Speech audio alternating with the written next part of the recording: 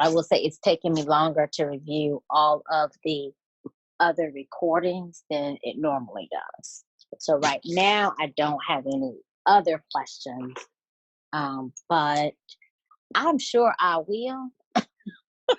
Well, you know And that you can ask. It's always just a time issue in terms of time. But the majority of it, like you said, when you do your review, what you're going to find is that the majority of it is really strict memorization. You know, yeah, you just have to know it. And that comes with time.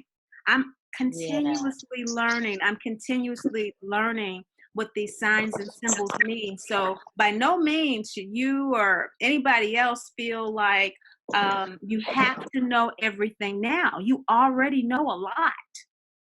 yeah. And You I will. already know a lot. So that is understandable that it's taking you a while. I wanted to be sure that I asked you that because we are at the end of our class. This is the last suit, the E suit. And so we're going to be talking about this particular stage of our divinity identity, living it every day, living it as a practice. And Mhm. that's what this suit is all about, because it's all about the daily practice of consciously liberating ourselves from MDT.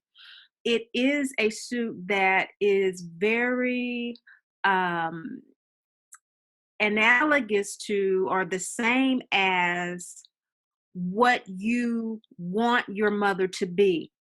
So we're going to talk about that dictum from Great Mother, Did you say letting go gift? of the mother dictum, letting go of the mother that we want in order to accept the one that we have.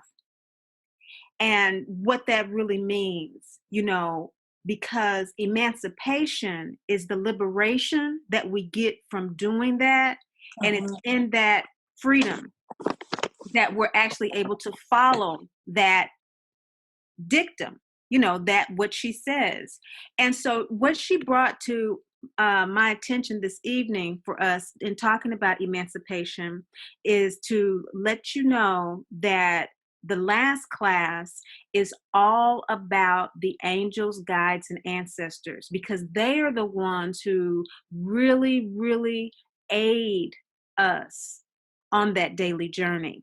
And all of these cards have a unique way that they engage with the angels. And so we're going to do that next week. So half the class is going to be all about the angels. And the Okay. latter half of the class is going to be you posting up in Wix what your reading practice session wants to be. What do you want? The second half is going to be practicing a reading.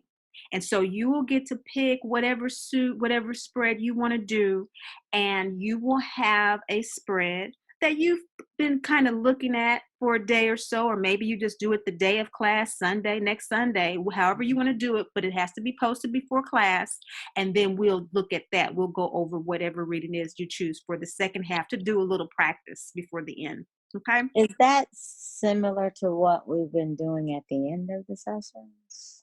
No. Well, it is, But but it's it's more more thorough. detailed. It's more Okay. detailed because it's going to be more time. Right. Yeah. But it's the same premise or thought. Right. But Okay. tonight, hopefully, we'll have enough time because I do want to just kind of quickly, the first half of this class, just go over things that have been said over and over and over and over and over again, because it's important that they are said over and over and over and over again, because that's how we learn. Repetition is the Agreed. mother of skill. And so we're going to Yeah. do that, and then we'll go into the e-suit. Of course, any questions that you have, but keeping in mind that a lot of it is going to be repeated anyway. So from a lot of different angles. But of course, for clarification, for your own balance, for your own confirmation, of course, ask the questions. But I want to get to the suit because within it, Great Mother has brought to our attention a scripture for tonight. And the scripture that she's brought to our attention is Matthew 26:33-35. Would you like to read it? Mm-hmm. But Peter said to him, even though all may fall away because of you, I will never fall away. Jesus said to him, "Truly I say to you, that this very night, before a rooster crows, you will deny me 3 times." Peter said to him, "Even if I have to die with you, I will not deny you." All the disciples said the same things too. And we know how that ends. Right. Indeed, before the rooster did crow, Peter had denied him 3 times. And 3 times, 3 times, three Help times. us Great, to think Great of this. Mother really does want us to be clear about the beginning of our journey, Mm-hmm. middle, and the end. Mm, There's a 3 times. So the beginning of Peter's journey, he felt that he would be genuinely sincere and genuinely connected. In the middle of his journey, he was offered something that he thought was greater than his connection with Jesus Christ. And how often are we triggered into tailspins that for the moment, it seems that we'll get something greater than the loving detachment that we need, that connection with Great Mother that we need. And then the end of the journey is the redemption, you know, mm-hmm. and the realization of that. But we also want to look from Christ's point of view, in that he told him, "Truly, I say to you, that this very night before a rooster crows, you will deny me 3 times." He says this undoubtedly with loving detachment, doesn't he?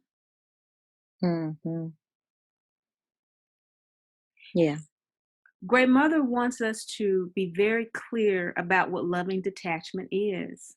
She wants us to be very clear because mama drama trauma, like Peter, getting caught up in our old patterns is so easy, even in the face of what it creates in our lives. It's a condition, it's a cycle, it's a pathology, it is a lineage of unhealed issues that our mother has. And so, in order to really get out of it, this condition, this loving detachment of this wounded person that has a condition in which she projects unhealed aspects of herself onto her child, causing emotional and/or physical trauma, is not our personal problem unless we make it that after we've come to our own awareness that truly she's unwilling, unable, and unavailable to heal her own MDT. We know that something's wrong. We get to a point where we realize something's wrong. And so loving detachment is required for us to have a happy, healthy, and whole life, our divinity identity. But just like Peter, we will reject it. But just like Peter, there's never any judgment or condemnation. Great Mother deals with us. The Christ deals with us with loving detachment. They don't dictate to us that we have to do this healing work. It's a dictum in terms of this is what has to happen if you want to be happy, healthy, and whole. This is divine order, and that's just the way it is. But there's no judgment or condemnation. That's karma. You just won't be happy. You just won't be healthy. You just won't be whole. That's just the consequence of that. So she wants us to be really, really clear as we round out this deck this evening with E. So to heal mama drama trauma, we must be ready, willing, and able to let go or lovingly detach from it in order to live a happy, healthy, and whole life. The loving detachment with which Jesus spoke to Peter was a loving detachment that said, "You're not responsible for me doing what I came here to do. I'm on a mission, and I don't hold you responsible for my happiness. You're not responsible for my health. You're not responsible for my wholeness. I see you for who you are and what you're doing. That doesn't mean I don't love you." And so this state of being is a state of acceptance without judgment, acceptance of others and of ourselves. And so what is loving detachment? It has 3 components to it. Loving detachment is most basically the fact that we are divine children of the great Mother, Father, God, everyone. We are our mothers, our family, Everybody is a divine child of the great mother, Father God. And as divine children, we all have the birthright to be happy, healthy, and whole. Everybody has that birthright. We do. It's just a matter of awareness. And once we have the awareness that we are truly divine, we are souls that are not victims who didn't ask to be here. Au contraire, we are divine beings who signed up for this experience. We signed up because on that side of the veil, we know who we are. And we knew in order for us to get the full experience of living in this realm, to have fun, to be energized, to be empowered through our cosmic calculus to create in the moment, despite our karma, despite what the planets are doing, that we would have to evolve in self-love, because love is the power and the fuel of the cosmos. And so the school to do that is the school of Mama Drama Trauma. It is a planetary disorder. And this contract is specifically to evolve in self-love and spiritual independence. Everyone's impacted if we don't do it. The entire planet is just a ripple effect. And it is also impacted when we do it. When we do our healing work, we do fully express our divinity as gods and goddesses of the cosmos. And so when we work with the Great Mother Speaks Oracle deck, our invocation is to assert our divinity identity. We assert this for ourselves, first and foremost. And if we're doing a reading for someone else, we want to be sure that we invert the I am to you are. So what we want to do is be sure that we do our invocation. And what is that, Monica? Divinity. Well, I am a child of the great Father, Mother God, who is never judged, condemned, or left alone. And as I always forget, a dearly loved child of the great Father, Mother God. Yes, a dearly loved divine child of the great Mother, Father God, who is never judged, condemned, or left alone. That's just the foundation of it. When this deck was channeled to me, great mother, I said, this is a lot, just like you're saying right now, this is a lot of information. And I said, what is the bottom line? If nobody gets anything else from this, what do they need to get? And this is what she downloaded. Just like this is written from the day one. That's what she said. They need to get, if nothing else, I am a dearly loved child. I'm a divine, dearly loved child, the great Mother, Father God, who is never just condemned or left alone. So why does MDT exist? If we're so dearly loved, it exists for souls to gain in wisdom. This evolutionary experience, we're here to gain in wisdom the truth of unconditional love and spiritual independence through the experience of maternal neglect. So, Mr. R there on the through, but maternal neglect is the school for us to learn that conditional love is an illusion.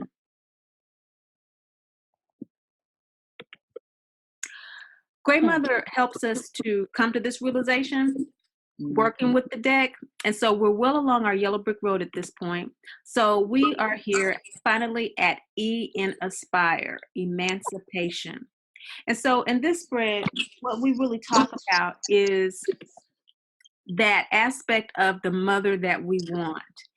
And so far, can you tell us, we know the E stands for emancipation. What do the A, S, and P stand for?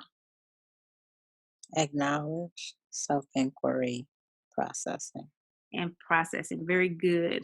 So we aspire to live in love and detachment. We aspire to be as Jesus was with Peter, just direct, loving, and allowing things to be as they are. Now, when we acknowledge, we're basically dealing with the shame of MDT.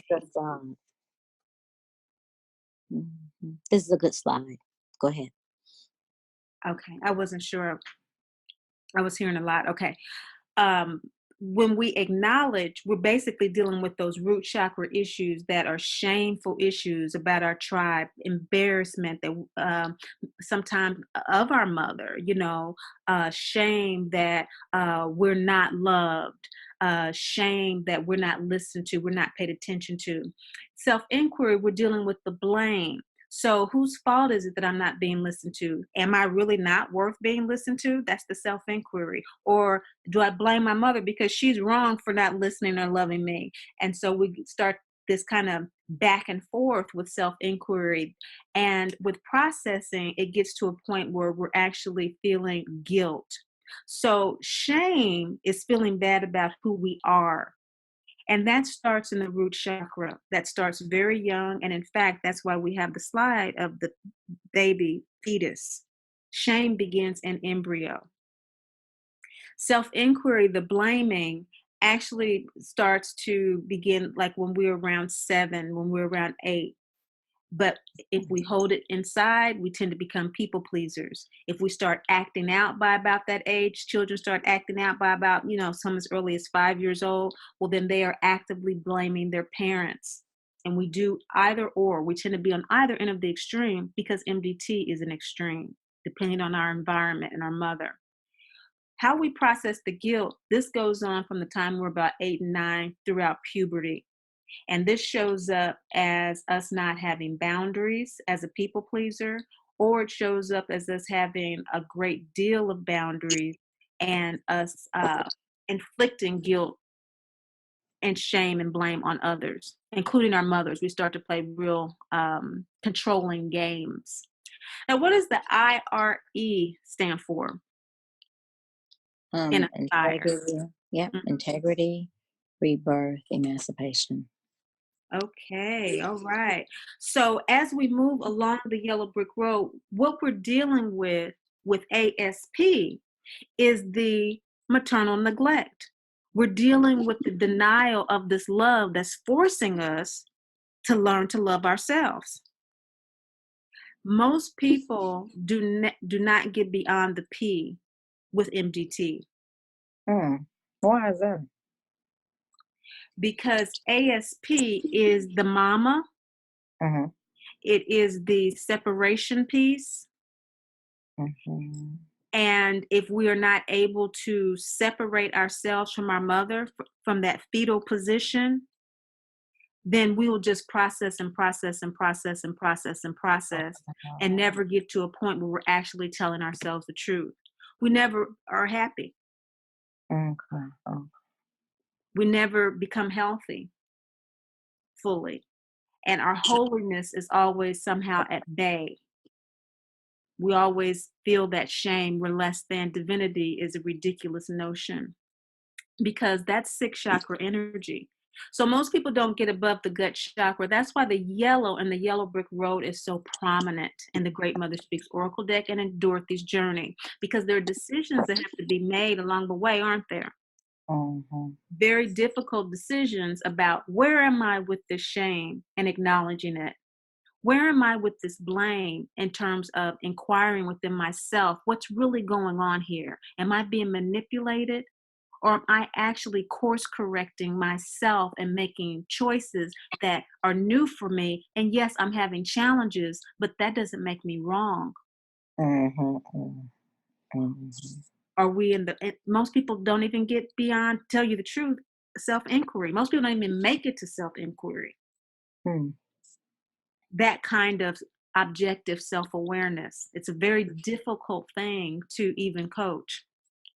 Processing is when we get to a point where we are establishing those boundaries that say, hey, guilt is feeling bad about what we do. Shame is feeling bad about who we are. Guilt is this part where we feel bad about what we do. So these new choices that we're making, this new course correction that we're taking, these experiments to really discover what does make me happy, healthy, and whole. I'm just getting the download about my divinity. I'm processing all this. This is where we begin to trade in the responsibility of our mother. Like Jesus said, Peter isn't responsible for me to do whatever, but I see him. I see you. I see you, mama. I see you. I see you shaming me. I see you. I recognize you have MDT. I'm not judging you, just like Jesus. I'm just seeing you. I'm Mhm. not in denial. I'm not delusional. I see you. I see Mhm. the blame. I see the guilt trip. I see all that. And so I'm processing this MDT because I just got the download that I'm a divine child. So I got to process this for a minute. So, moment by moment, with my interactions with you and with the world, I've been taught up to this point, it's all about the shame, blame, and guilt. But now I'm supposed to be making choices toward my happiness, health, and wholeness. If I am to ever have it, Mhm. that's what I got to do. I got to start doing that on my own. Mhm. That's the integrity. Hmm. That's the integrity. That Gotcha. is what does make me happy. What makes me happy isn't necessarily what makes my mother happy, what makes other people happy. Right. Yeah, And like then, about go I ahead. was thinking about there was a young lady who was going through a situation where she was didn't have a job and was really struggling to find more employment, but yet she was feeling guilty about not being able to help her mother financially. Like she now the mother was fine financially, but she was holding this guilt of, hey, I pride myself in being able to help my mother. And it's like, that's fine, but put that on the back burner. But she couldn't see that she was a higher priority. So I get what you mean now about that. Acknowledge the blame and the processing because she kept blaming herself for not being able to do it instead of saying, no, guess what? You are a priority and you need to take care of yourself. You are not responsible for Yeah, your. Interesting. Interesting. Okay. Sorry. It's coming together. Please keep going. Please keep going. yeah, yeah. The word Christian does not appear in the Bible once. Jesus didn't say the word. But if we truly are followers of Christ, his example showed us that Peter's not responsible for me fulfilling my duty here. His responsibility is to fulfill his. Right. And And likewise, and, and if it's him being and if him betraying me is a part of his divine path of learning, it's in his cosmic calculus that this experience with me is going to evolve him and where he needs to evolve, so be it. It So if is. mama needs to evolve in her own ability to self-care, so be it. Who am I? This great mother, father, God energy is above my pay grade. I'm doing the best I can on the yellow brick road. And I do not have the wherewithal. It's above my pay grade to be taking on somebody else's evolutionary journey. Boundaries, loving detachment is the holiness of emancipation. It is getting into that space of where we're truly whole within ourselves with the masculine and the feminine energies within us. It's called in spiritual circles the animus and the anima. The animus and the anima is the yin and yang energies that this soul that animates our bodies has expressed throughout all of its lifetimes as male and female beings. Would you repeat that one more time? I heard animus and anima. Yeah, I just need to hear it again. Sorry. What we have in front of us Yeah. is a Mhm. depiction of animus and anima energy. The animus is the yang energy and the anima is the yin energy, specifically as it relates to spiritual circles or psychological circles. The terms were coined in the world of early psychology to Uh, specifically define psych in Greek. The root word of psychology, psych, means soul. okay. Psych means soul in Greek. That's the word for soul. And so Mm. psychology is the study of the soul. And so Uh, the anima and animus is defined by psychology as the collective masculine, feminine lives, the energetic collective energy of all of those lives that the soul has that animates our body this lifetime. We have Hmm. access to that information, and it's not a matter of choice. Mm. It's what is. When we have dreams at night, Mhm. many times what we're experiencing is a balancing and a healing. You know how they say the main reason why sleep is important is because that is the time in which the body is healing itself, Yeah. rebalancing itself. Yes. I've It's heard doing that primarily from a psychological standpoint because we know everything is in spirit before it's in what? in physical form, In, manifestation. in physical form. All physical ailments, as well as all physical health, is a reflection of our soul, of our relationship to our soul, and of what the soul is needing to evolve at a particular time. Sometimes we're born with certain things as part of our cosmic calculus to have that experience for whatever reason. There's countless reasons. We're not going to go into that. But the anima and the animus is an energy that we have access to in our waking and sleeping dream states to balance our yin yang energies. And we do not really fully utilize these energies until we are emancipated. Now they are used, like I said, in the dream, in the waking state. Like for example, if we're having a problem dealing with a powerful situation at work where we have to be more yang, and normally we're yin. And Mhm. we're really working with that, and it's causing us some issues. We'll have dreams about that. We'll have dreams about lifetimes in which we were successful in Hmm. leading people as a man. Hmm. We'll be attracted to people in that lifetime in that work environment that will be cohorts with us, that will support us like they did in that previous lifetime. This is anima animus energy. It's not Question. always sexual. It can be Right. very platonic. Just like this picture, these people could be brother and sister.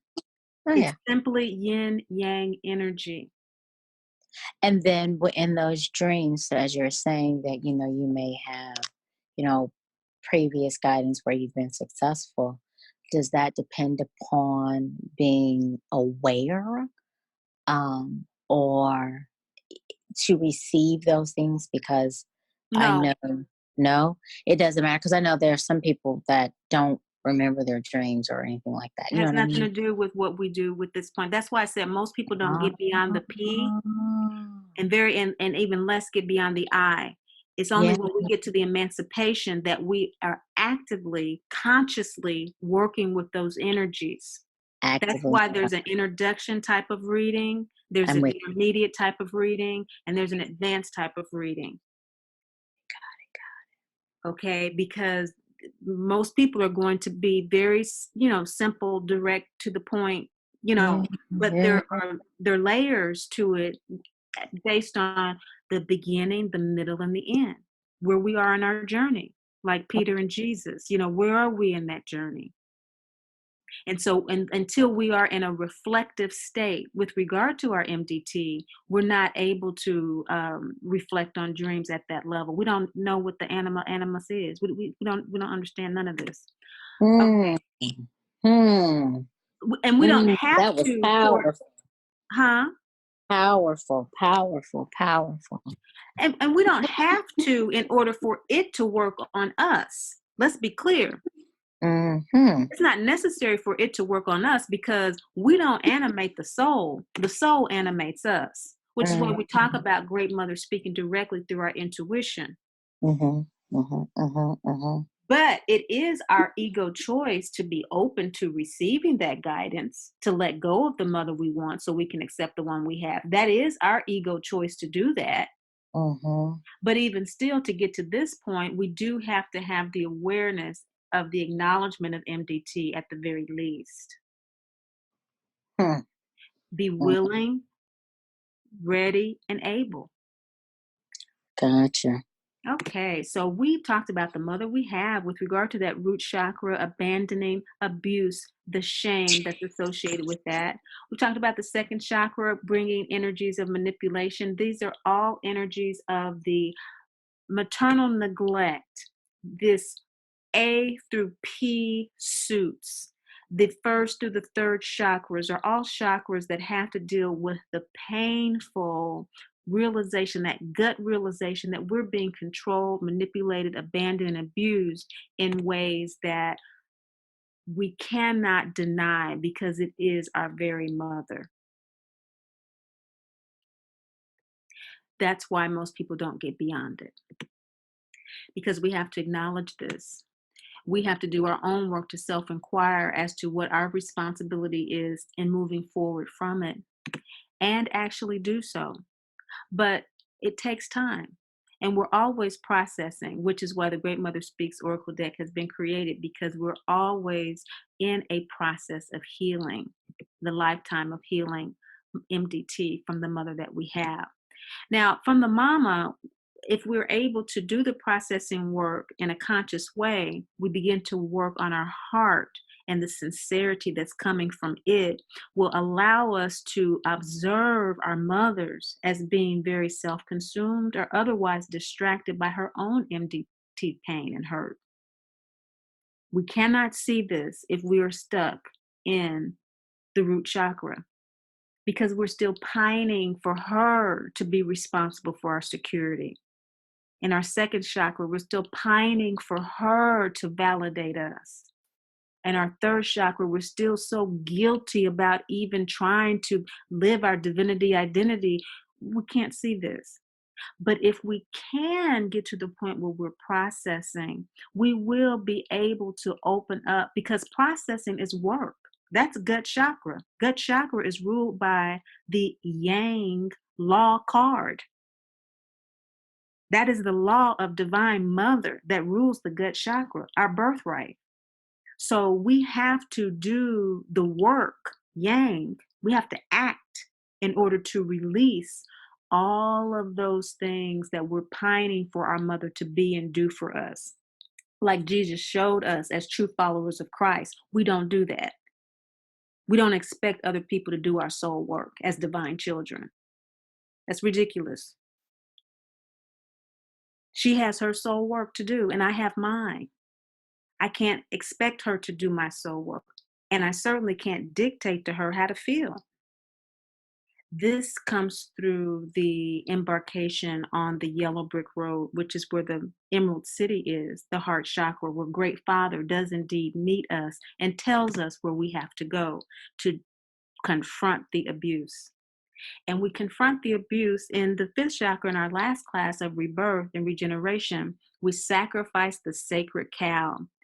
Gets to a point where we just simply get sick and tired of being sick and tired, but only after we have received and done the work of the law of soul guidance and guardianship that Great Father says, with the yin symbol of Christ consciousness.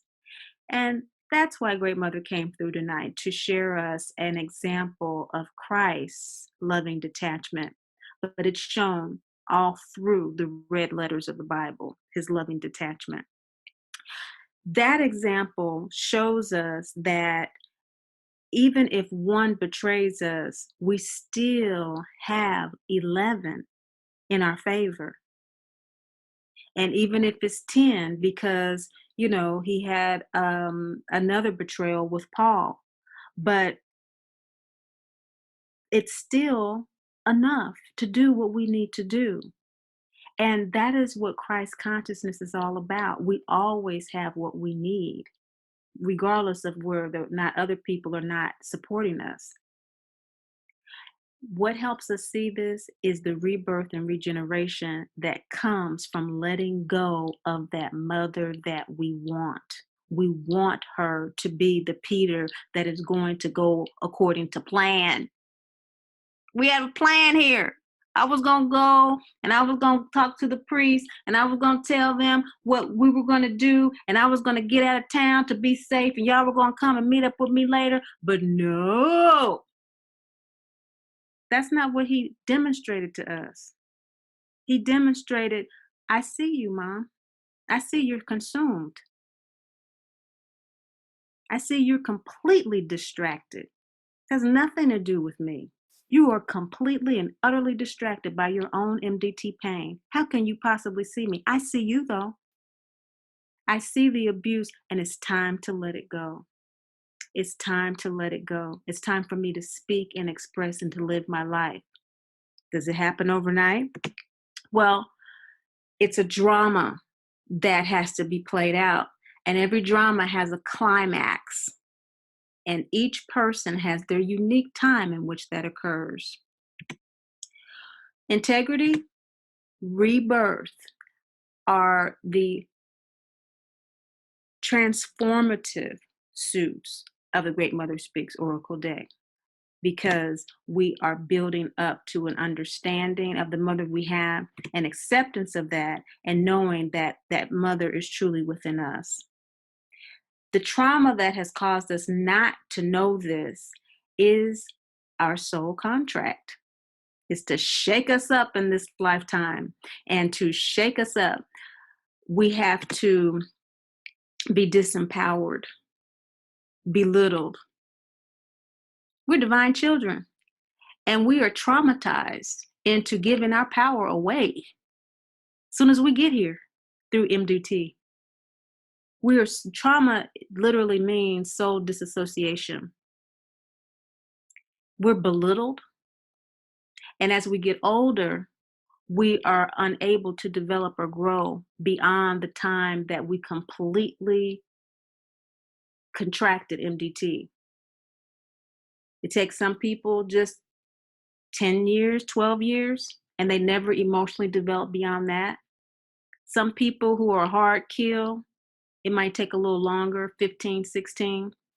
But most people with MDT have the emotional maturity of about a 15-year-old. And most people do, to tell you the truth, because it is a planetary disorder. We are trapped in the past. That's why we are in a culture that is completely consumed by youth. It's a crime to grow old. I mean, dare I say, it is a sin to grow old. So when we get to the integration of MDT, we're talking about living a life on a day-to-day basis where we are taking our power back every day, just like Dorothy took her power back from the broom, symbolizing her climax with MDT when she threw the bucket and melted the witch. That was her climax. She had it with the witch. Come and try to take Toto. Come and try to take the red shoes. Come, and then now she's going to kill Toto. It's enough, okay? I didn't mean to kill you. I just wanted you to get off of my mind, symbolized by Scarecrow. The witch was trying to attack Scarecrow with the fire. She set him on fire with her broom, the symbol of power that she had taken from Dorothy. What does Scarecrow symbolize?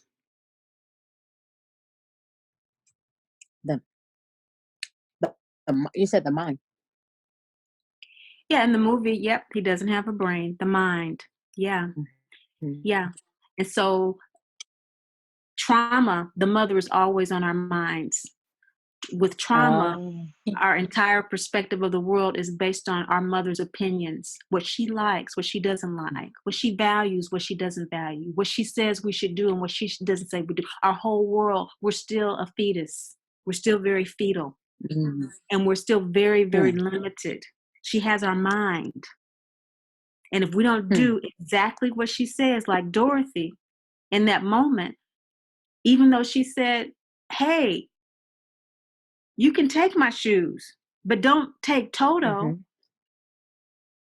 My intuition, I need my intuition. We can't have it. We can't have it like that. We are meant to have it all. We are meant to have our birthright, those red shoes, and our intuition. They work together. We can't have our birthright without our intuition. We're divine children. We need our communication line. And so our daily practice of loving detachment by the time we are reborn, like a newborn baby, has to be taught by his mama how to survive, right? Right. Who gonna teach us now? Who gonna teach us now? Who's gonna teach us how to be empowered? Who's gonna teach us how to live moving forward in our lives and not stay in that limited path? Who gonna show us? Who gonna check us, boo? It's gonna have to be great mother. Mm-hmm. And that's the emancipation. So tonight, integrity, six chakra issues we dealt with, um, dealing with drama and transformation is what we're coming out of. And so mama is the separation that we have to do in order to transform. The actual trauma comes from our cosmic calculus. So we have great mother, father, God here, great father, the sun, great mother, the moon. And wouldn't great father, the sun, be in Sagittarius right now, which is a fire sign in the Vedic. Uh-huh. Great mother tonight is indeed in Cancer, the sign ruled by the moon. Ah, The deck gives us clarity, balance, and confirmation with regard to what? our MDT and where we are in the journey in the process. Absolutely. Very good. It gives us clarity, balance, and confirmation with regard to whether we're in the beginning of it, of whatever we're inquiring about, the middle, or the end. It is doing that in order to really support the clarity, balance, and confirmation of our intuition, what we need to use as divine children to help us in the daily practice of what? Love and detachment. Yeah. That's what this deck is designed for, to facilitate the daily practice of loving detachment. So Peter, how would you know which phase that you're in? Right? How do you know which step you're in the aspire process? Like you were saying, most people don't. So I know the deck facilitates where you are, but if you're like, hey, where am I overall? I may be experiencing some ebbs and flows, but in general, I have landed on step P for processing. Is there a way for someone to know that? yes, we're going to talk about that. We're going to talk about Oh, that. And you might be able to answer that for yourself because okay. based on what we've covered, where is P in the MDT process? Well, if we The middle. start with aspire with A, acknowledge, and we go to where we are tonight with E, Hmm. emancipation, your Hmm. cards and the colors of the chakras are going to tell you whether you are at the acknowledgement, self Gotcha. inquiry. And so the beginning, middle, and end is, are you at the mama stage with this, separating? And what's the mama stage? What chakras are included in that? Those chakras are the root chakra, your gut chakra, and let me see, there's one more. Sacral. There you go. There you go. That's the beginning. Mhm. That's the mama part. What's your drama part in the middle there that symbolizes your transformative stage? What chakras are those? Your heart and your throat. Your heart and your throat. That'll let you know based on the colors of those green cards and those blue cards, how dominant are they in your reading. You also want to include, your law cards and the chakra colors Mhm. that come up for those. And so what's the card for tonight? What color is it? It's purple, so It's that's the mhm. first eye. That's the first eye, and that's going to tell you you are pretty advanced along this line because emancipation is where you are doing that daily practice of loving detachment, and all of the cards in this suit represent the mother that we want. Now, we've talked Mhm. about the mother that we have, Right. but the emancipation suit goes over the mother that we want and how we develop that within ourselves.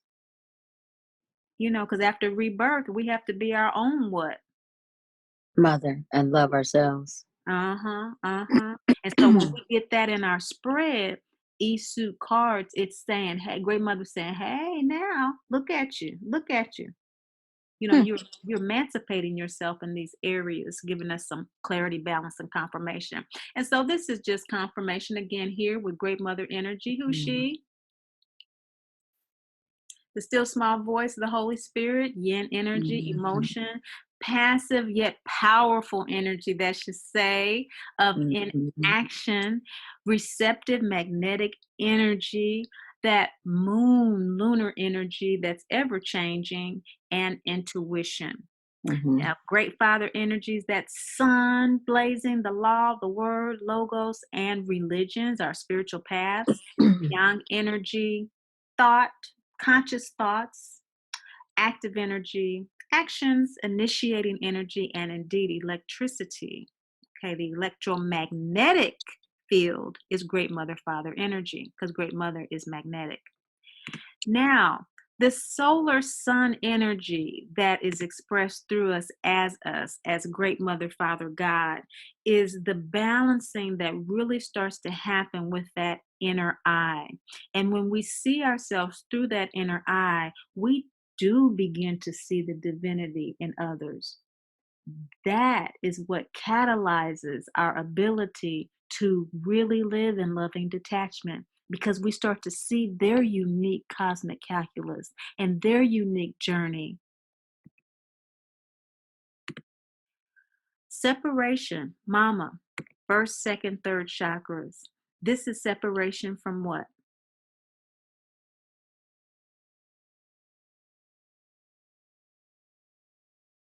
Hello? I'm just the talk. I done hit the mute button. MDT identity. Mm-hmm. Mhm. Drama is transformation that comes from that separation from our MDT identity. And so we're being Mhm. transformed from what to what?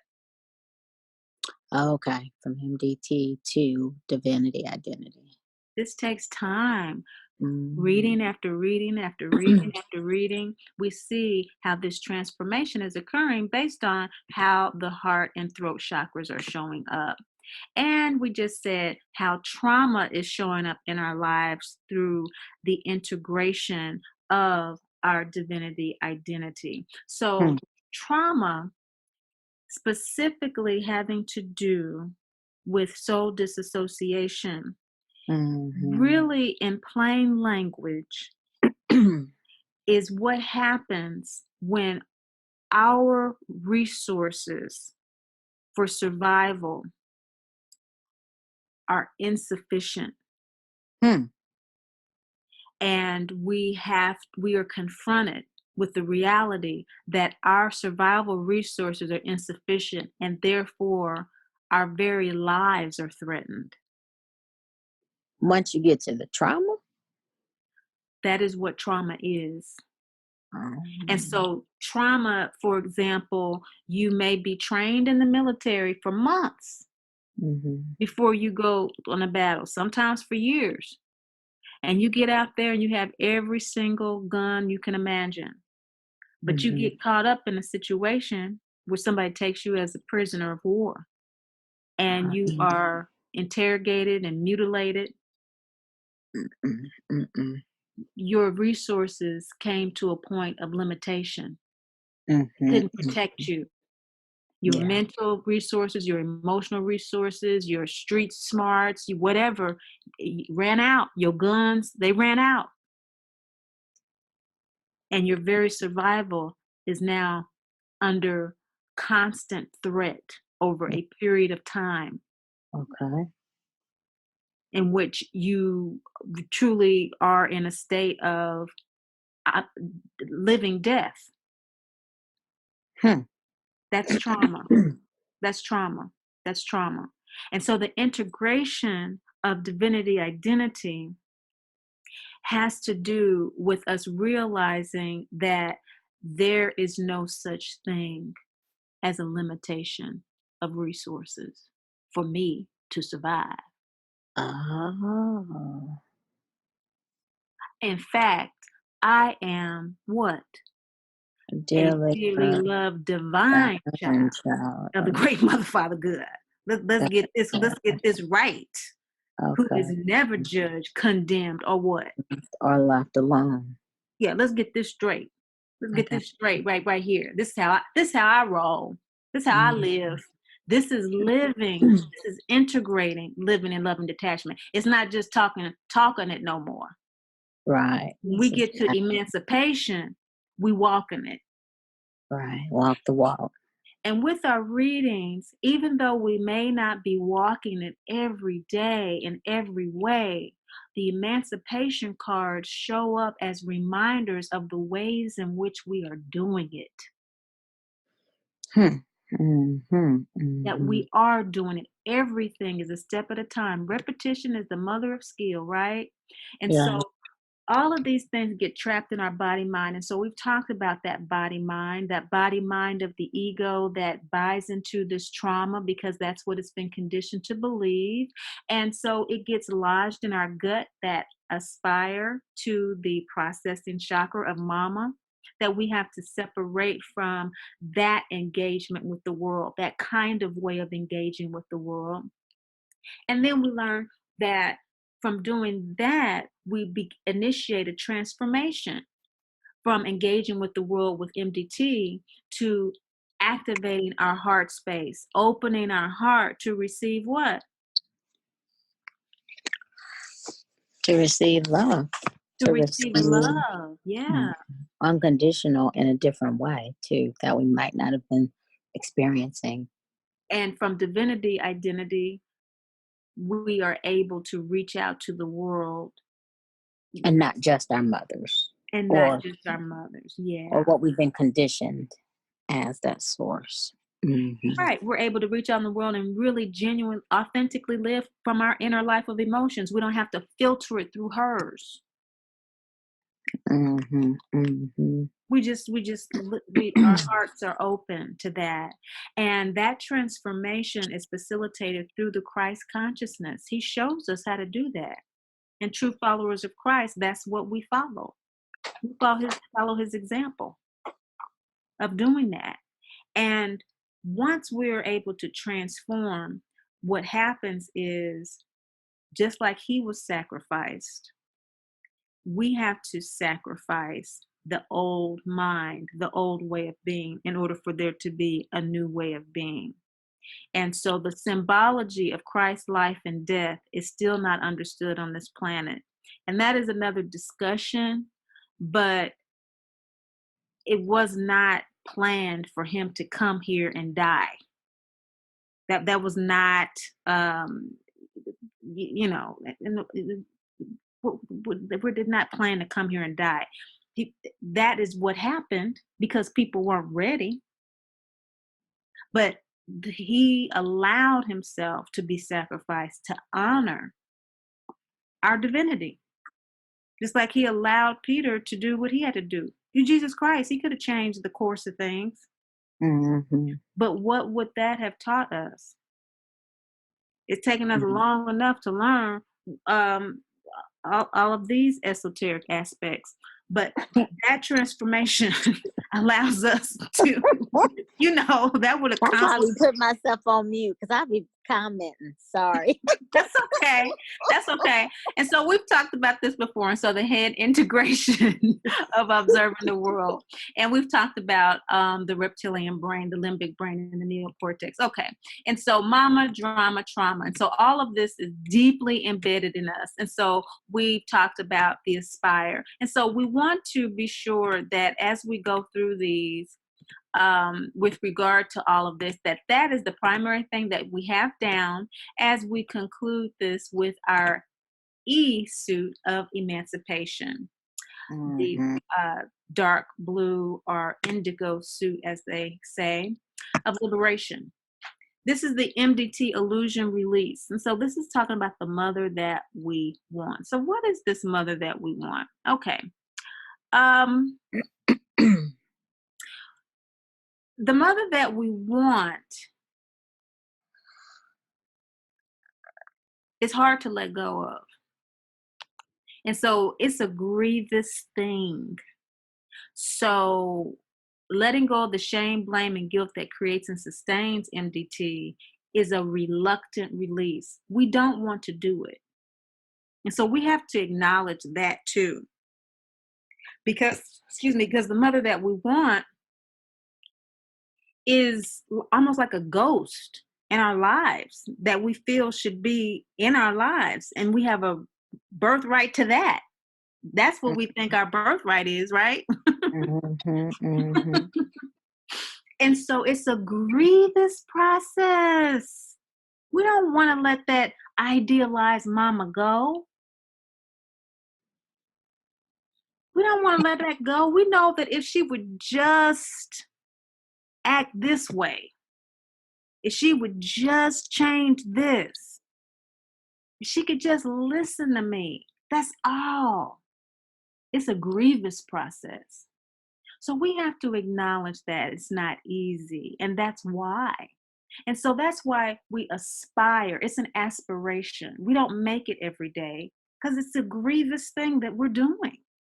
But we aspire to live in loving detachment, to grieve the mama, the drama, and the trauma, and embrace divinity, identity. The Emancipation suit talks about the mother that we want with regard to the lower suit cards, the Aspire card, the lower six, going from the new moon to the waning gibbous moon. These are the inner eye cards, the self-mothering cards, great mother, who is confirming, giving us clarity and balance about how she's operating uniquely within us. So your moon sign is going to tell you more detail about the emancipation suit, specifically with regard to the phase of the moon. Now, if you were Cancer moon sign, um, you're going to find this suit very, very helpful in dealing with emotional issues that are common to Cancer. Just like, for example, I'm Taurus moon, and so whenever Venus ruled heart chakra cards come up, I get specific answers related to how I'm dealing with my self-mothering. So that is on the intermediate end of Great Mother Speaks Oracle readings. Now, the first card here is of the goddess Maya. If you read traditional tarot cards, this is an image of the strength card, usually a young woman who's holding a lion. In this case, this is a Hindu goddess who's on top of a tiger, and oftentimes she is subduing the god of, we call him Neptune, but they call him Vishnu, because this watery Neptunian Vishnu type energy is a delusional kind of energy. And when we live in loving detachment, that's what we are in daily practice of. We're releasing that delusion of the mother we want, right?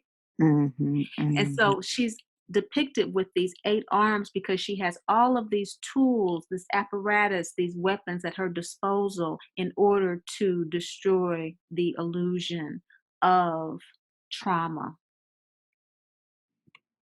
And aren't those like the symbols of, or the ones that she's holding? Those are ones like in Greek mythology that they would have been holding, right? Like Poseidon and whoever Exactly. that, the guy with the arrow. Okay.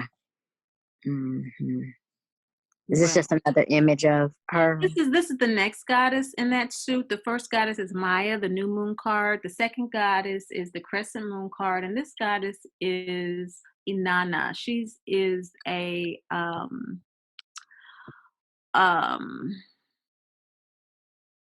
Sumerian goddess of war and love. In fact, she was so in control of her boundaries and relationships that in her role as a great matriarch of women, when they were on their menstrual cycles, and they often had the same menstrual cycles because they did things together, they cooked together, they lived together, they raised children together. When they were on their menstrual cycle, they said there could be no war. They didn't care who was mad. It wasn't gonna be no fighting when they was in their menstrual cycle, and she protected that. So it's a lot of stories about Inanna, but the bottom line is she did things and she represented things that were not necessarily quote unquote appropriate for a woman to do. And so that's why she represents embracing the shadow. She loved herself and taught other people how to do it in the process, specifically women. This card is the Ra card, and Ra is actually the waxing gibbous card. Um, and he is the father of the Egyptian pantheon. So we hear a lot about the eye of Horus here, the third eye. Well, that's that sun ray, that activation of consciousness. So you were talking about dream interpretation, and a lot of people can't interpret their dreams. Well, you can't interpret it until you kind of get to this point, like I said in this deck, of where you are consciously activating your divinity. And that's what, in fact, Horus did. Last class, we were talking about in Rebirth, the Osiris Horus card. Osiris was Horus's father, and in fact, the word hour comes from Horus. He's so fundamental in planetary consciousness with regard to time and the sun and the hours of the day. And that's because when Osiris was killed by his brother Set, his son Horus attacked Set for doing so, and in the process lost his eye. But through his own healing journey, discovering his own divinity, Ra gifted him with inner sight, inner wisdom. And so that's why that is the card of gifts, talents, and abilities. This is Gildeptis. Gildeptis is the Navajo goddess. She's also associated with Canadian tribes of synthesis. This is the water, the sea, the trees, the same kind of energy of Pachamama, but Gildeptis is about those energies. Hello? Hello? Hello? Hello?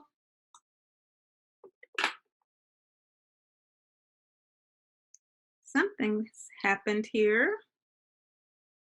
Everybody's texting me. Let's see here.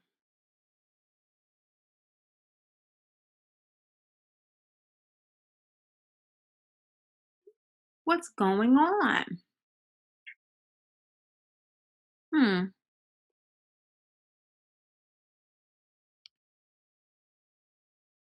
Okay, somebody's talking. Let's see. What happened?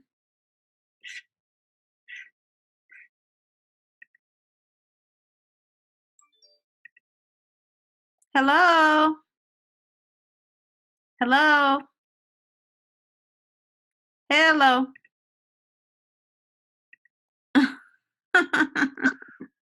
Hello? Yeah, what happened? I got intrigued about Nana, and I went to get my note. Next thing you know, it kicked me out. So I don't know. I'm like, what did happen? Ah, shoot. So I Oh. and then right back in. That was like texting. I called. I was like, okay, let me try. Then it wouldn't let me call because I was on the meeting. So I had to leave to call. So I was like, okay, maybe at a flash or something to get your attention. I know you have it probably on silent. Yeah, I You didn't know get you a what? couple texts. Yeah, I What? see the text now. I see that you sent it told you to please wait. Yes, that's what it said. I was like, because I saw earlier, it didn't prompt me to put in the password. Because usually, because I noticed earlier on your display that it said there's a password. And so I was like, okay, got But it. you But it know didn't what? prompt me. Hmm. You know what, Monica? That's okay. I all I can say is that this time of the year, with all the people down here for the season, it really Yeah, bogs down our Wi-Fi, and got it. our connectivity issues are very problematic. So, and then I live, on the beach, so it's where most of the people are, the tourists and stuff are, and so it just drains our system. So, Mm, yeah, that's what's going on. fair enough. I was like, I was trying. I was like, shoot. I was like, it's been 3 minutes. Yeah, it's been happening with the Zoom, but Okay. that's the first time I've seen that message though. Okay. So, So yeah. just so you know where I left off is as soon as you said, nope, this is Inani, and I was like, oh, okay. And then I didn't hear anything else after that. Well, Inanna, she's the Sumerian goddess of love and war. Did you hear that part? I didn't hear that at all. it probably got recorded because it's showing that it's still recorded, but that's who she is. She is the Sumerian goddess of love and war, specifically with regard to her boundaries around it. She was a goddess who was a leader of women. And back in those days, women, they did everything together. They did separate the sexes because, men were still, bringing in the food and whatnot and government and stuff, and women were at home. And but still very powerful. And that's why she's a goddess, because she exemplifies that power in women as a woman. She said, there will be no war when we are menstruating. And at that time, they menstruated around the same time because they were together all the time, cooking in the red tent, having children, birthing, and all of that. And she said, I don't care who is mad at who, but we ain't having no war when we menstruating. Y'all gonna have to wait. And that is how, she ran things. And so she was a example, and that's why we remember her, of how a woman asserts what she needs, regardless of whether it's deemed appropriate or not, which is why she is the goddess of embracing the shadow. What should not be seen, what we might not want other people to see, but oftentimes we need to see, and others need to see when this card comes up, the shadow card, embracing our shadow. Now, the Ra card is the card of the god Ra, the father of the Egyptian pantheon. He is often associated with the eye of Horus. We see the inner eye here of Horus. And last week in the rebirth suit, we dealt with the card of Osiris Horus, because that is the card of when Dorothy douses the witch. It is the death and rebirth card. Osiris dies and is reborn through his son Horus, through the third eye. Because when Osiris is killed by his brother Set, his son, who is conceived posthumously because Isis takes his penis and inseminates herself. The son grows up and he avenges his father. And in his fight with Seth, loses his eye. And Ra gives him inner wisdom and insight because of his journey to take his power back. And that's why the Osiris Horus card is the card of when Dorothy douses the witch to get the broom, to take her power back. We see that Ra is here with the staff in the next suit of Emancipation as the sun god who activates the divinity consciousness. And so that is what Horus did. He activated that consciousness. And the Ra, recognizing Horus's gifts, talents, and abilities, is the card of gifts, talents, and abilities in the Great Mother Speaks Oracle deck. Gildeptis, this is the Navajo goddess. She's also associated with certain Canadian Native peoples. Gildeptis is the synthesis, whereas Pachamama is the earth, the trees, and the fairies. Gildeptis is about the connection between them and how we are connected with them, in so much as there is a rhythm to life and we are a part of that rhythm. And not only is all well, but we are part of a process of beauty, of divinity, of splendid magnificence. The wind blowing and that creating the ripples of the water, and that having fertility in the water that inseminates the womb for birth, and the cycle being created and recreated. That's Gildeptis. Gildeptis represents Dorothy clicking her heels.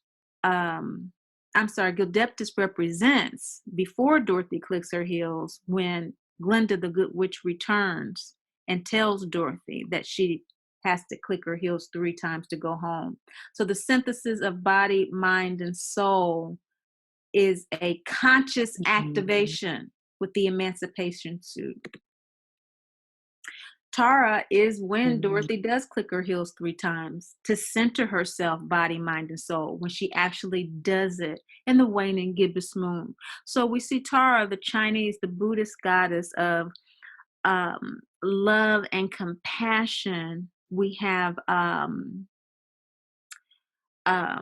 the god of compassion, the Chinese god of compassion, Kuan Yin, in the heart chakra and the crescent moon. Here we have Tara in the waning gibbous moon. I just said waning gibbous moon for Gildeptis, did I? Gildeptis is the full moon of the conscious realization. Mhm. That full moon conscious realization, the sun opposing the moon, full moon. This is waning gibbous. Yep. With Tara, when she actually clicks her heels 3 times to go home, the gratitude, the attitude of gratitude. She's happy that she now knows what to do.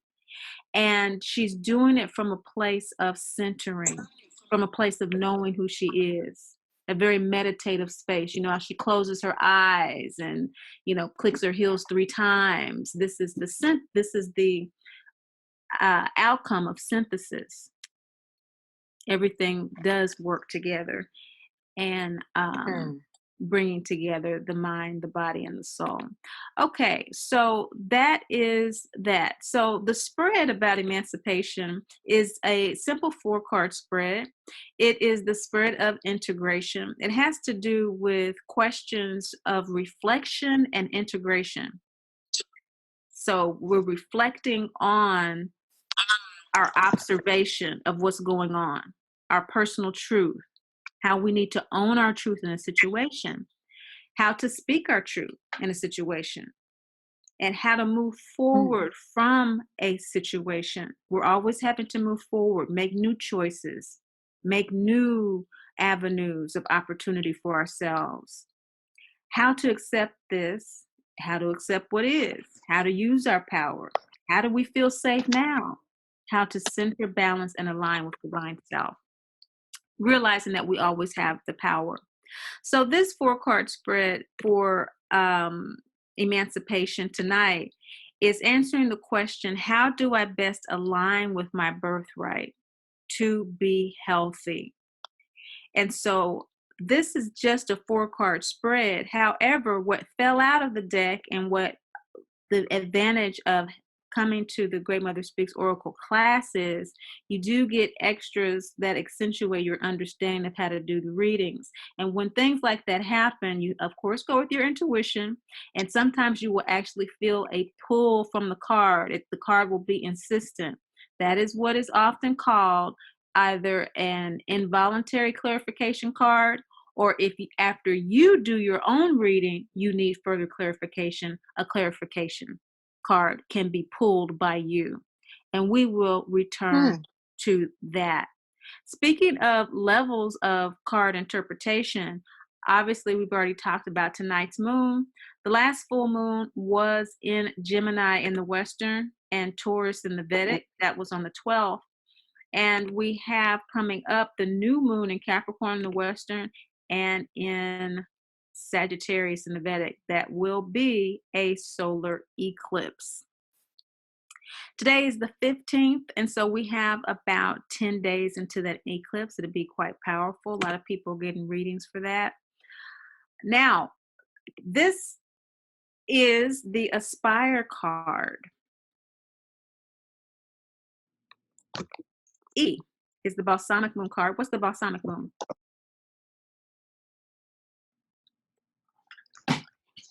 So the balsamic moon is meaning what's the meaning of it? It is the um that's where you plant seeds. Okay, it's the other Like moon that. that plants seeds, the reverse of that, the balsamic moon, and all of That's the the Aspire crescent. card, all of the Aspire cards are balsamic moon cards. All of them are download cards. So the crescent is on the other side in the northern hemisphere. In the southern hemisphere, that would be a crescent moon, but we're in the northern hemisphere. It's a balsamic moon card. And so all of the Aspire cards, the acknowledge, the self-inquiry, processing, integrity, rebirth, and emancipation cards are all this moon phase. And this moon phase is the download phase. This is the reflection, as the spread says, the recuperation, the rest, the recreation. There's no place like home. There's no place like home. And in the Great Mother Speaks Oracle deck, home is peace. That's true liberation when we are at peace.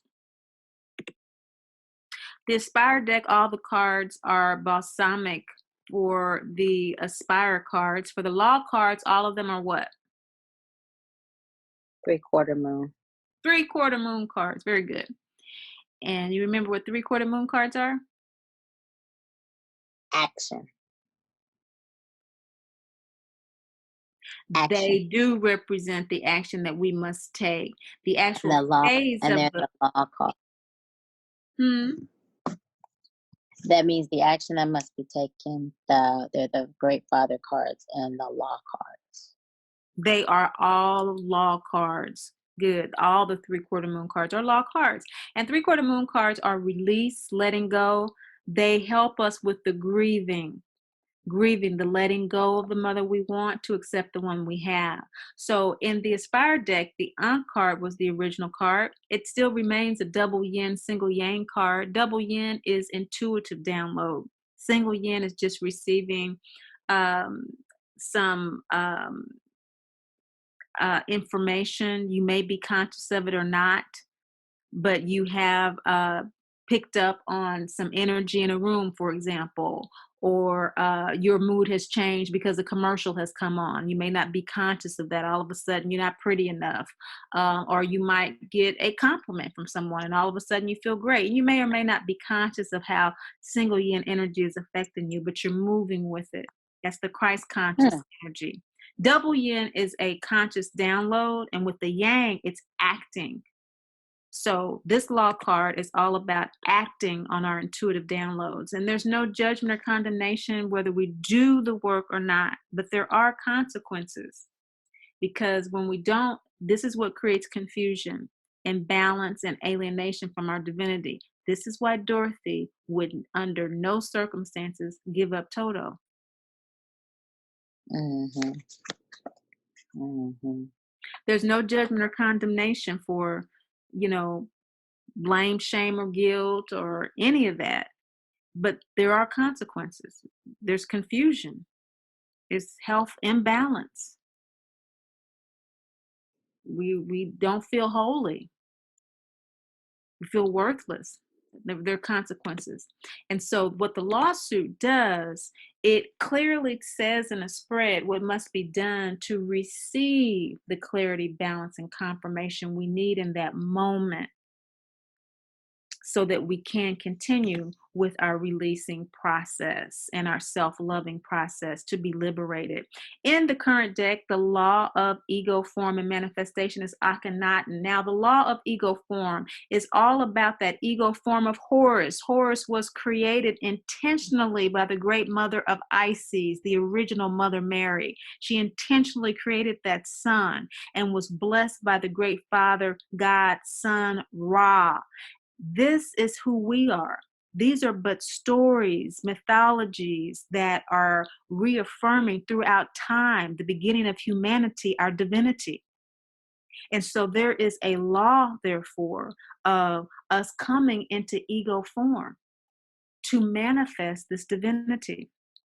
This is being able to consciously download from Ra, that third eye energy from Great Mother. That's conscious, active energy to do that. We do it on purpose. It's no accident. It's okay. It can Hmm. be an accident when we're in the heart chakra because we're working with our heart, and we're always working with our heart. We're always growing. Things are always new to us. We don't always know everything. And so, yes, single yin, Christ consciousness energy is why Christ came here. That's what the cross symbolizes. The center of the cross is the heart. So, yes, that's great. That's fine. However, when we become joint heirs with Christ in a conscious way and we are modeling his consciousness, we're living, we're moving in a different way. We're activating that intuition. We're living by it. We're doing it whether it makes sense or not. We're doing it not because we're controlled by anything outside of ourselves, but because, like Akhenaten, we know who we are. We know that any and everything that happens to us is happening because we're divine. And our prayers are answered through our own actions. We have a certain level of maturity about those things. And we just have to do what we're guided to do, or just, don't even ask for stuff. Just don't bother. People say, "Oh, my prayers are never answered." No, you don't do what you've been guided to do to answer them. Mm-hmm. Yeah, that's bottom line. It's a 50-50 thing, and that's what we're going to talk about next week with the angels, guides, and ancestors.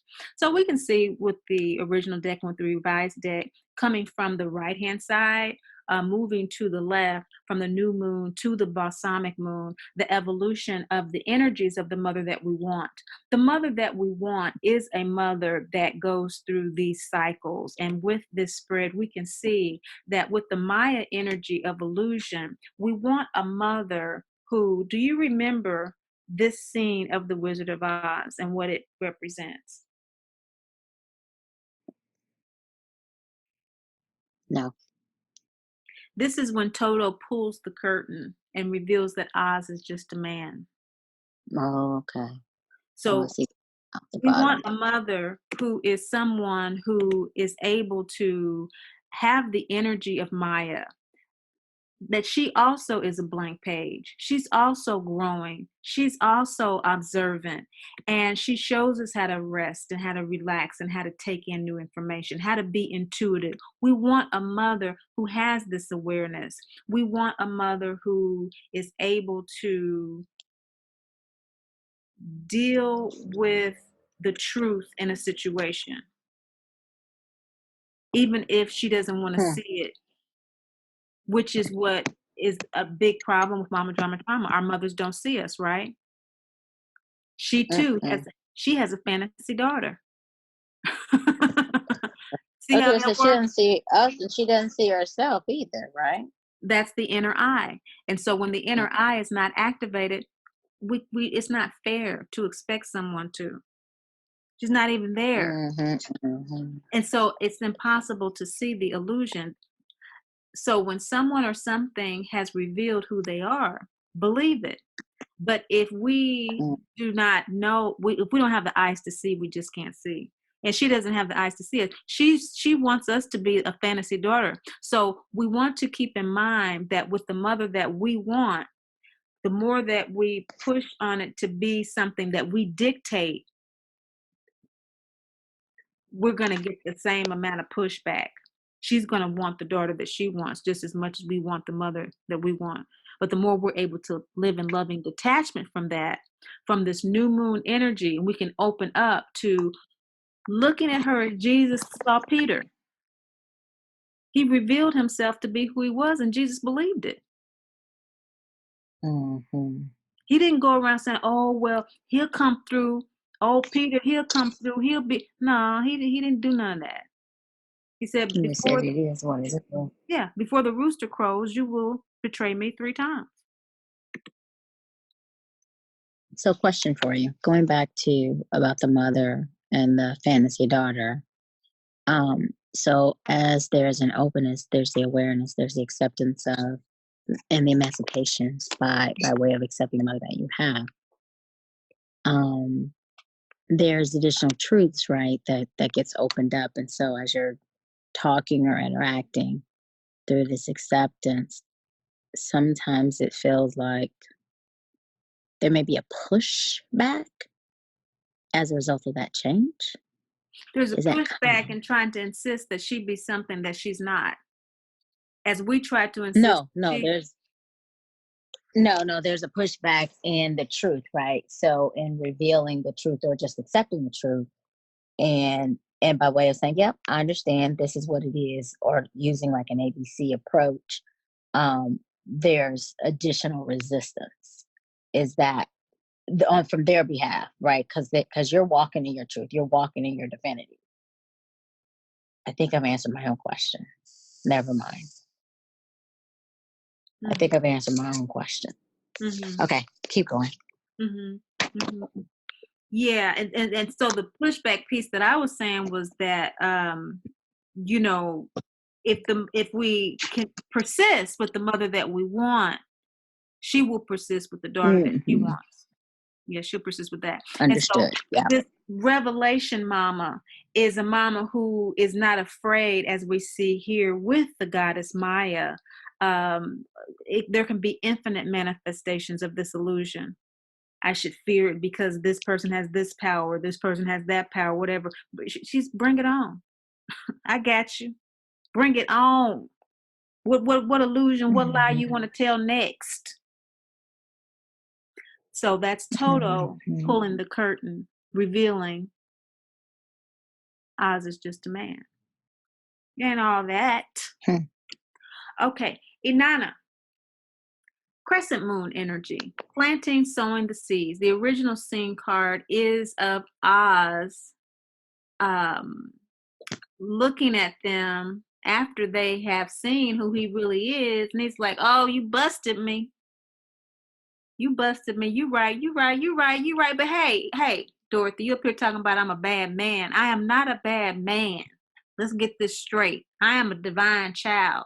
I am the great mother, father God. Mhm. But I'm not a good wizard though. I've been playing with y'all. I take that. I own it. I'm not a bad man, but I am a very bad wizard. That's embracing the shadow. I got some strength. This wizard thing ain't it? Exactly. Mhm. Yeah, you got me. You got me. Mhm. That's embracing the shadow. The goddess Inanna is all about this unapologetic mama energy. We want a mother who is unapologetically herself, that she accepts herself, flaws and all, so she can accept who? Others. Yeah, including who? Especially. Herself. Herself. And then next, we want, therefore, because she can accept others, that she can accept us. If she don't accept herself, Aren't we a part of? But aren't we part of the others? that's what, yeah, but especially Oh, us. Yeah, especially us, not just oh, my bad. others, not just others. Yeah, we're I got included in you. others, but Not the we want general a pool. mother who can unapologetically accept who she is so that she can unapologetically accept us. She ain't making excuses Right. for us. Right. She ain't trying to pump us up to other people and say we something that we not and make us become some. We already perfect the way we are. That's unapologetically divine. Mm-hmm. Does that mean that we live a life of licentiousness? No. Licentiousness is just acting a fool because you can. No, because you really can't. That's the true Yes. tea on that. You really can't. What goes around Right. truly You does are. come around. It might take a minute, but Saturn is faithful. Saturn is faithful. Don't even get it Yeah. twisted. Don't even get it twisted. What goes around comes around. Now, and I'll just say this about Saturn real quick. That's why we don't judge other people's journey, including our mothers. This Mm-mm. goes for both of us. When this card shows up, we are needing to be unapologetically mothering ourselves and embracing our Mm-hmm. shadow self, self-acceptance through self-awareness. Embrace humility, humiliation, and humor in the situation and or our experience of it. Mm-hmm. We don't know when Saturn's gonna come. We don't know people's sati. We don't know their Saturn dasha. There are people that go entire lifetimes and they never have a Saturn dasha. Frank was born into his as a little baby. He had an egregious childhood. We don't know when people is gonna be meeting Saturn for their karma. And so that's why we have to stay out of folk business like Jesus showed us with Peter. Embrace our own shadow self and go on about our business. That's when that card shows up. Give ourselves some love, regardless of what it seems like. Have some humility. If you humiliated, go ahead, be humiliated. But humiliation is a higher vibration. And so that's Crescent Moon planting that seed. That's the mother that we want for liberation. Inanna showed us that embracing things about ourselves that others may find unsavory is a very healing, and empowering thing to do. Maya, the first quarter moon card, the original deck, this is the scene when they confront Oz for telling them to get the broom, and he can't get them home. What about, you said you're gonna give me a heart. You said you're gonna give me a brain. I want to go home. They want justice. Mhm. So they're facing the challenge. First quarter moon energy is facing the challenge, making a decision. Again, emancipation is inner eye. So this is making a conscious decision to face the challenge, not being forced to, and you don't have a choice. And the universe colludes for you to have to deal with something. No, that's not my eye. Although it can be depending on the card's position in a spread. Hmm. But the essential meaning of this card has to do with the energy of Maya, the goddess of presence, the present mama. She's in the moment. She's dealing with what needs to be addressed, the elephant in the room, that uncomfortable truth, that inconvenient truth. Because Okay. regardless, she knows that what? Where there is a Mm. will, there's a Oh, way. there's a way. Okay. That persistent. Maya is where we see the Egyptian wings all the time, and we see that in the unity churches, the wings, and they're associated with spirituality because of this bad goddess Mayat. That's where these spiritual wings Hmm. come from. They come from Mayat. And Mayat, she is bowing before Isis, the great mother. Hmm. And she is bringing before her what needs to be addressed, her wings of flight between the worlds, and she's communicating to the goddess on the throne about what needs to be balanced in the world. And that's what we do as divine children of the great mother, Father God. But we first and foremost balance those things within ourselves. And this is what this symbolizes, this card, Maya, is balancing Mm. that sense of justice. We talk a lot about righteous Mm. indignation with MDT, but there's another kind of Yeah. justice within ourselves that usually has to do with addressing the elephant in the room that Okay. we need to have faith and confidence that we can resolve. And That's then simple. it's and it's saying it aggressively. I won't even say aggressively.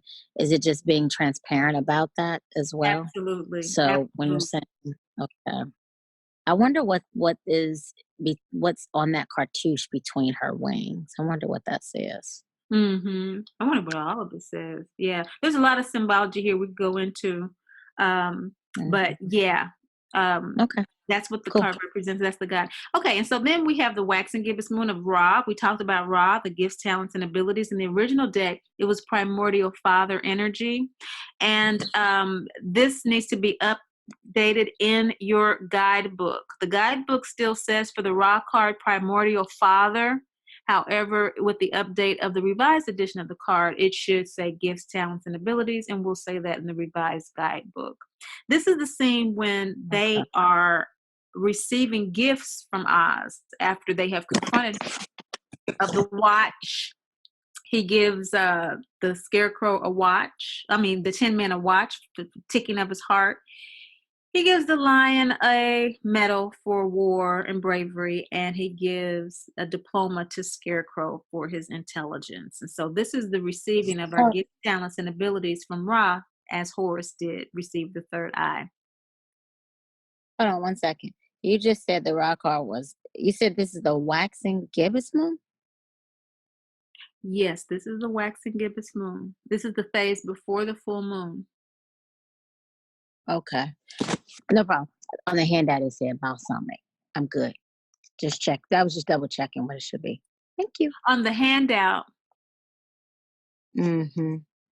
you mean the guidebook? There is no. There is a when you sent the deck, you Uh-huh. sent a 1-page sheet which has a summary of all of the suits plus the angel card plus the Mama Jama trauma summary. Oh, you're talking about the cheat sheet. The cheat sheet. No, the cheat sheet. Okay, I need to fix Ra. And there was something else you were telling me that needs to be fixed too, as far as the law cards are concerned. In the second chakra, I remember. Yeah, Okay, thank you. yeah. That's Okay, fine. thank I was you. just reading and I thought it was me. Thank you. I appreciate that. Yeah, that needs to be corrected, the Ra card on both accounts, because it is the waxing gibbous moon, which is the revising, editing phase. And so in this scene, they are revising their attitude toward Ra. And so when this card shows up, that's the mother that we want. We want a mother who's going to recognize our gifts, our talents, and our abilities, who recognizes our soul, self, our unique divinity. We want that.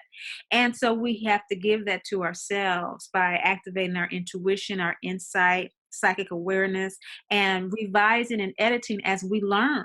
Because as we learn, we change how we work with our intuition. And when this card shows up, it's saying that the increased awareness of our gifts, talents, and abilities is emerging.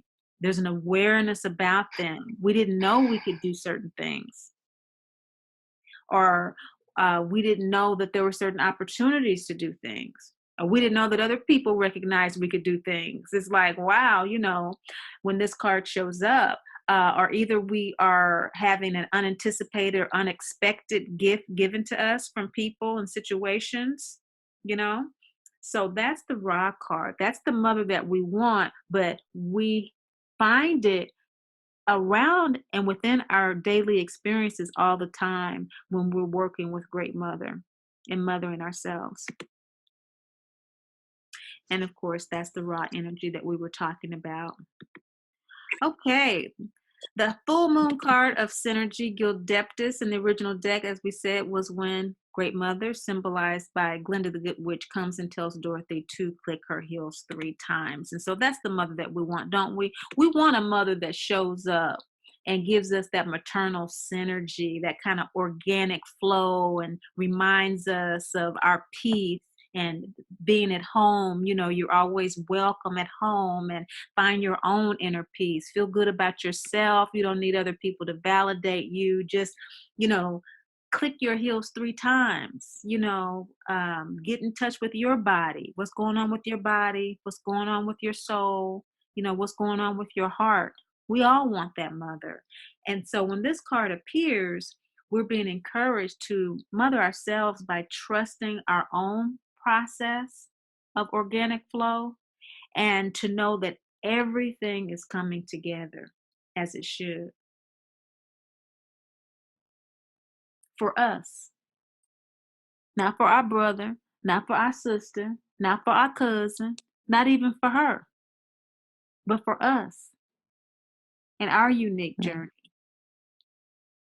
Finally, the Gildeptis energy emerges to the waning gibbous moon. After the full moon is the Tara card of mind, body, and soul. The Tara card is when she actually does click her heels 3 times to center herself. In the original deck, it is the centering card. She's closing her eyes. She's doing that Tara Buddhist meditative pose and really centering herself within to locate in that moment where peace is for her. And of course, all Great Mother Speaks Oracle readings are in the moment. The same question can have a different answer later that day or the next day, depending on what we do to follow the guidance. The Tara card, this is the mother that we want. We want a mother who's overflowing with this eternally loving energy, don't we? We want her to just be, the love we want, the love we need, body, mind, and spirit. So when Tara shows up, it's time to just, this is the Nefertiti definition from last week. And so this is not for Tara. But the card meaning for Tara is that it is really, really time for us to just get into that internal space of peace in that moment. And peace in that moment might be any of the lower chakras need to be activated. We might need to fifth chakra express how we feel about something. We might need to let go of something in order to get something else. We might need to heart chakra energy just sit and let our heart break about something, or look around us and realize these weird people that have been hanging around me are really cool. And I ain't been paying them no attention, but they really are supporting me. And let me just, Mm. we are being asked to find our peace in that moment. It's there, but if we're operating at this level and Great Mother's coming through with Tara, she's saying, is it in your body? You have Mm. peace. You're just kind of overlooking it right now. Just take a moment. Is it in your mind? Is it in your spirit? Click those heels 3 times and you will be home. It's in one of them. It might be in all 3. Is it your third chakra? Do you need to accept your birthright, those ruby red slippers in this moment, to be happy, healthy, and whole? Do you need to establish some boundaries? That's your body, because that's aspire, self-inquiry, and processing. Your mind is heart and throat. Your spirit is here. And so in emancipation, we're dealing with the mother that you want. Are you being the mother that you want in this moment? Are you being the mother that you want? That's what it means when the tarot card shows up. Okay, so that is where we are with emancipation on the day of the Cancer waning gibbous moon. So the Great Mother had it such on this day for us. And so speaking of the different types of readings, before we go to the 4-card reading to close out for this evening, want to let you know that for next week's class on angels, guides, and ancestors, it's really a crossing over into you doing your own readings. There will always be continual support for you in reading the Great Mother Speaks Oracle deck, of course. But as you cross over, you will not be doing it alone with regard to your ancestors and your guides either.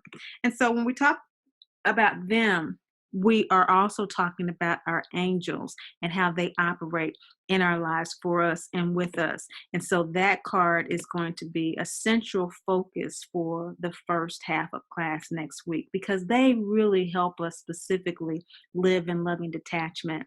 And in the Bible, they assisted Christ quite a bit, our big brother, as we know. And they'll do the same for us. We are joint heirs. Okay, so for tonight's spread, it's a simple 4-card spread, but sometimes the simpler things seem to be, sometimes they're just as complicated. Now, I didn't pull a clarification card, it just came up on its own. It just fell out. But the first card, I put the numbers here for us, is the present situation. The second card is the action that's needed. The third card is the block. And the fourth card is the outcome. Now, of course, as we said, with these readings, they're integrating our divinity identity on a daily basis. And so we're always asking questions to reflect and to integrate that divinity identity. So my question to integrate tonight was, how do I best align with my birthright to be healthy? Been getting a little too much in the Christmas spirit this year. I didn't do my normal health retreat before the holidays. I went to Fiji instead. And how do I best align with my birthright? Now, to give you an example of how the readings can change within the day and sometimes within the hour based on what we do, I finished this earlier today, and in the interim, I've had a fruit smoothie, I've had some greens, and I was actually prompted and feeling really good about doing that as opposed to making some other dietary choices. So at the time, this card fell out. So we'll see what this is about. Okay, the present situation, I was very upset. What else do we know about this card? So it's red, it's root chakra, and this is the hold on. I want to say waning gibbous, but let me not just say that. Waxing gibbous moon? It is waxing gibbous moon, and so we can kind of look at it as a curtain, and that curtain is about to completely cover the black, that light curtain. And so if you can see it like that, that curtain is Mhm. about to completely cover the black. The next phase is be the full moon, and then the curtain to come Yes. back over that full moon in black, and that'll be the waning gibbous. But anyway, that's just a memorization thing. But in the present Okay. situation Okay. is Sekhmet, rage. And so the waxing gibbous is revision, refining. And so a lot of upset about having to refine my diet, revise it again, and even deal with this issue. Okay. Action is needed. Uh, Maya, justice. So what did we just say that card meant? That is an emancipation suit card. it is. And we just talked about the balance and the justice. But it's more of a positive instead of a judgmental perspective. Um, and it's interesting that it's the action needed.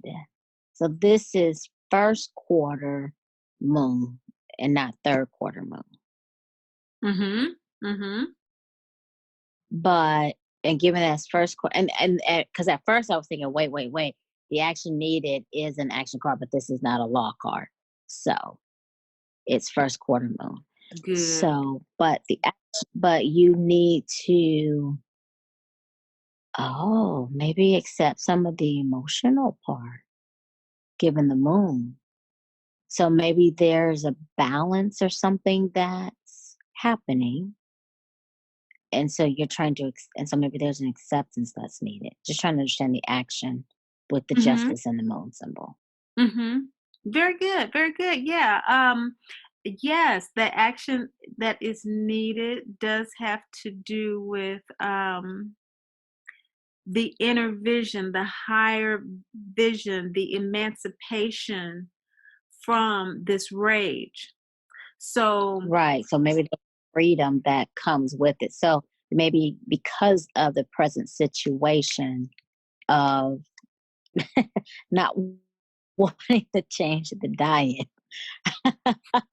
um, but it's more of just letting you know that there's some other benefits. I can wholeheartedly resonate with this one. Yes, I get it.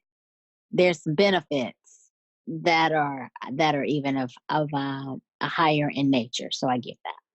Okay. right, right, right. And this is where the memorization really comes through because it's going to tell us not only the suit of the deck of emancipation, but that elephant in the room needs to be addressed. And so the action needed is that I need to address the elephant in the room. So health includes diet, Is your diet? exercise, everything. Mhm.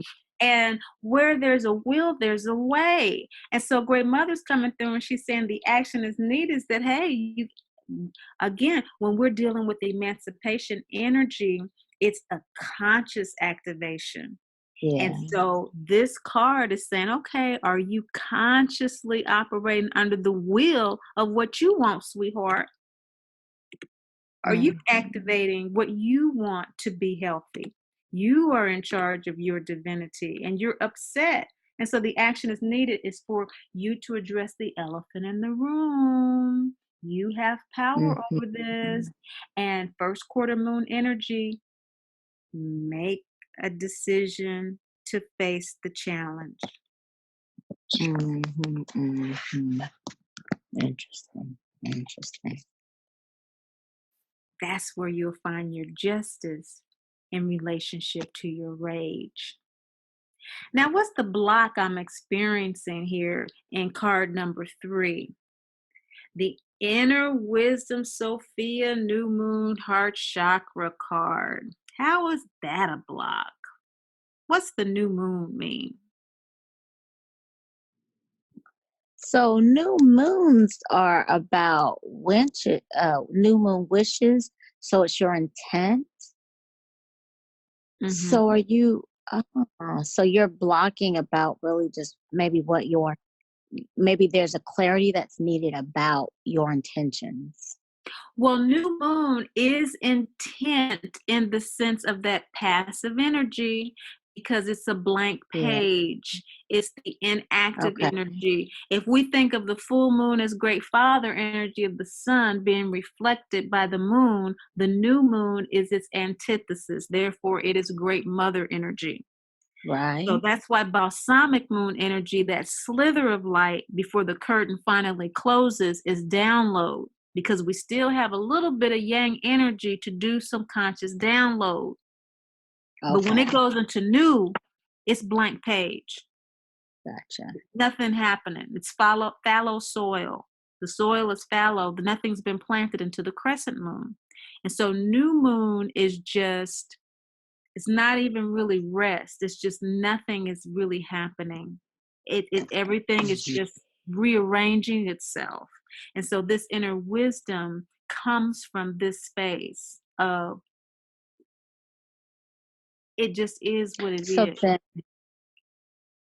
then, given the present situation and the action needed, considering the topic to understand what's needed how do you best align with your birthright to be healthy, is that saying maybe there's a new blank page that needs to be set? Well, let's see, because that's one aspect of the symbology here. But we also have the symbol of the heart chakra. And the heart chakra Mm. is what suit and aspire. Because I'm aspiring to live in love and That detachment, that's your integrity. Yeah, my so that's your integrity. integrity. Exactly. Oh, okay, okay. Telling myself the truth Hmm. is the what? The truth. That's That that's the integrity. That's what's important to hear. So being truthful about with the heart chakra. So just being truthful with yourself too. And I wonder if I don't remember who Sophia is, but I wonder if that's even important too, well, given that of guidance. course, that's also memorization. And in the guidebook, there is a section on each of the gods and goddesses. Sophia is a Hebrew goddess of home and hearth. So she sits by the home fires and takes care of the inner aspects of life for the family, even And spiritually. so I'm thinking this is even maybe you taking care of yourself Mm-hmm. as well. So being healthy, this is a part of you taking care of your own health, being honest with yourself of if you're doing that or not, and recognizing that guess what? This is an opportunity that you're being invited into to achieve this birthright. So accepting, guess what? There's an action that you need to do with regard to the present situation. Right, right. And so the block, putting all of those symbols together, you would say is what? Is being honest with yourself, being truthful and honest with yourself and the situation. Like you are choosing not to see what you need, the truth about your health. Yes, that's the block to me actually Hmm. addressing the elephant in the room. Hmm. And I'm mad because I don't want to be Hmm. looking at that part. I just want me a quick fix. Okay. Now, Right. uh-huh, You because definitely wanted you some French fries yeah, and a burger. that's right. I wanted a Popeyes chicken sandwich with extra pickles. That's what I wanted. Right. I get it. I get it. I get it. Now, great mother And taking it's convenient. uh-huh, uh-huh, uh-huh. But with the Instant Pot, it only takes 5 minutes to make a pot of greens. So that's less than the time in the It's, drive-through for Popeyes. Okay. yeah, but Outcome. well, Outcome. Because of the rage, it makes sense. It would be Sedna, the sacral chakra crescent moon card of the victim. So, what mm, in Aspire is the second chakra? What letter in Aspire? Hmm. oh, self-inquiry, self-inquiry. Self inquiry.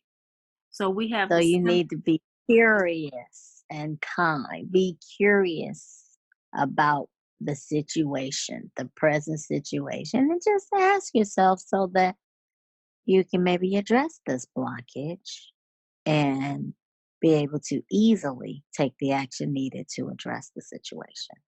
absolutely. And Stop feeling like the victim. right, without feeling the Because victim. you're not, yeah, because you're not. You choosing to eat that Mm-hmm. Popeyes and maybe some heartburn and maybe get some extra bloating, Mm-hmm. Mm-hmm. extra pounds. I That's get right. it, yeah. That's right. Then get And then want to totally turn around and have a quick fix afterwards. Yeah, I get it. yeah, and then totally off of my Ayurvedic diet and all this stuff. And Crescent Moon is telling us plant new seeds. Plant a new Ask seed, yourself. start over. Yeah, ask. Yeah, yeah, Hmm. plant new seeds. All right. And so, in summary, the present situation was upset, feeling ungrounded, feeling completely unsupported because I have all these strong cravings. I need to just go ahead and address the elephant in the room by telling myself the elephant in the room by telling myself the truth and doing so in a way where I'm inquiring as opposed to judging myself about what new seeds I want to plant. Now, this clarification card popped out. Hattar, Oh, also second chakra. New moon. So there are two new moon cards here, which is to indicate to me that the clarification is emphasizing this fallow season for me, which is what I've been intuiting as the elephant in the room that I really haven't addressed. Since I've returned from Fiji, I have been in a fallow season. And I have intuited that I will be planting new seeds moving forward, which Great Mother has confirmed as the outcome. And in clarification to that, with this new moon second chakra card, Hattar, pleasure principle, saying instead of running away from your fear, follow your bliss. And so do what makes you happy, healthy, and whole. And so I'm asking to be healthy. And so that is what I will do based on my inner wisdom. I will free up that block as a divine child to do as Great Mother mm, has encouraged me to do. And I did it before I even read the spread, really. I just put them in there real quick because I wanted to eat. And so, yeah, and I did. I ended up doing a fruit smoothie and the greens. And so, praise God, step at a time, right? mm-hmm, mm-hmm. Awesome. Sounds good. Day. All right, all right. So that is emancipation. Cool. Yep, that is emancipation, Monica. Did you have anything That that was good. like? That was good. All right, all right. Do you have anything that you'd like to That reading share? was very good. No, I was just saying the reading was good and I think applicable. One quick question I did think about when you were, I did have a question and I didn't realize, sorry, I asked myself a question and then I kind of answered it. And then when you were talking about what fell out, I was like, you know what? That was a good reminder that I really do still have a question. So when you said, hey, this fell out, right? Mhm. Um, how can you show or demonstrate how you shuffle So are you kind of doing that stack, allow some to fall, and then like, so how does something like fall out? You know what I mean? Fall out by when people kind of hold it sideways and then try and allow a few cards to drop into their hand. Okay. So you've never had a card drop? This is a very remedial. Nope, What'd you say? no. You've never had a card drop. That is interesting. You've never had a card drop. You've always held the cards in your hand. Yeah. That is So amazing. I've seen and I've watched other people, you know, do it on the videos and stuff. And so I'm like, oh, okay. But Mhm. then like now that with these smaller ones, okay, that's cool. And then, you know, you shuffle. And so then I'm like, okay, so am I just, you know, pulling 1, 2, 3, 4, 5? Like that's what I was trying to figure out. Okay. All right. Okay. I'm chuckling at my question as well, just so you know. I'm like, this is real basic. No, I'm just trying to understand. Okay. I'm trying to understand that when you shuffle, you do the on the table shuffle like that. Yeah, yes. Okay. Okay, I got you. I got you. I got you. Okay. All right. All right. So that's why none have ever fallen out of your hand. Okay. Okay. This is how I do it. Oh, okay. Okay. I do it like this. And so the thing is,